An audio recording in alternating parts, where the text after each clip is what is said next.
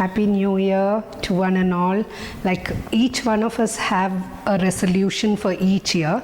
So this year I just wanted to upgrade myself with something better than what I'm doing now. So I thought I'll start a YouTube channel, and I've asked help from my friend's daughter, Ahana, who's been helping me out in doing this. And I'm very nervous and excited at the same time. So I hope this is a good start for me this year. And I'm Hazina Sayed, a food blogger. I have a website called Sauté, Fry and Bake, and I'm just a day-to-day housewife who's just keeping myself busy with food, which is my passion, and I love food. And I'm just following my passion and keeping myself busy. I hope my recipes keep you all interested and glued to my YouTube channel. Wish me luck, prayers, and we'll start with the recipe. So this being the first recipe, I was really pondering about what to do, and I wanted it to start with a sweet note. So it had to be a dessert. And there had to be a surprise element to it, as well as it had to be a very easy recipe to follow that anybody can do, even starters. So then this surprise jelly, colorful surprise jelly pudding came into my mind, as it's one dessert that anybody I serve to is always a hit. And so first we have to actually boil the milk, and we'll be adding in some condensed milk as well. So here's the milk,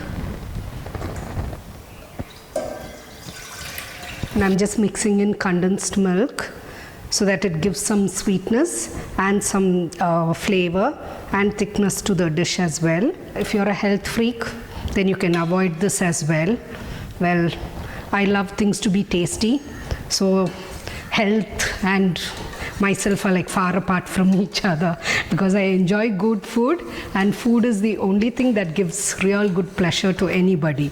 So I've just mixed milk and condensed milk here, and you just have to keep it on heat for some time until all the the milk and condensed milk are mixed together. I have some China grass which has been soaked in water for nearly 10 minutes, and I'm just adding that to the milk. It takes around 10 minutes because the China grass has to melt and get dissolved in the milk.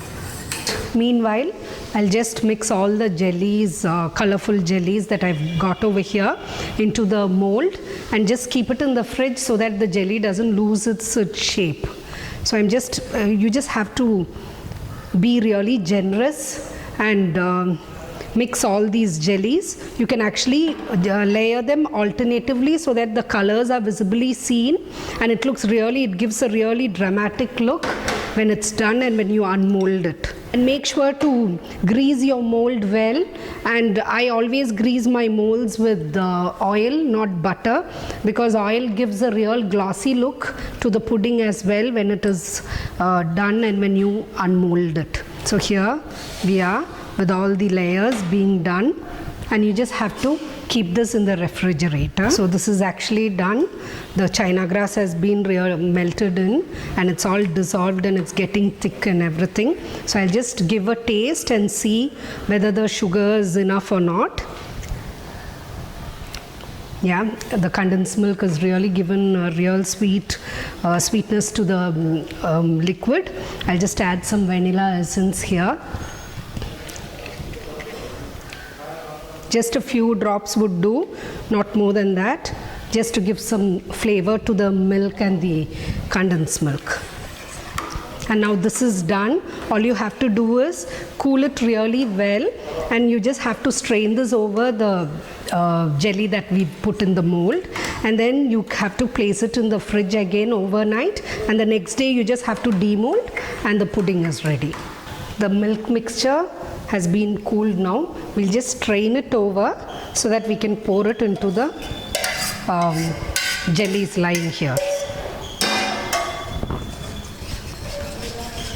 Jellies have been in the mold for some time now, and you just have to pour this mix over that and place it in the fridge, and then it's set.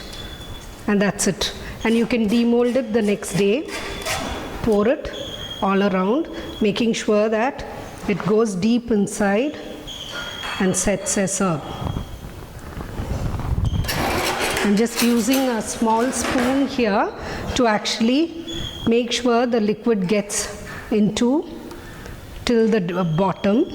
It's done, and you could just place it in the refrigerator and demold it the next day overnight, staying in the fridge.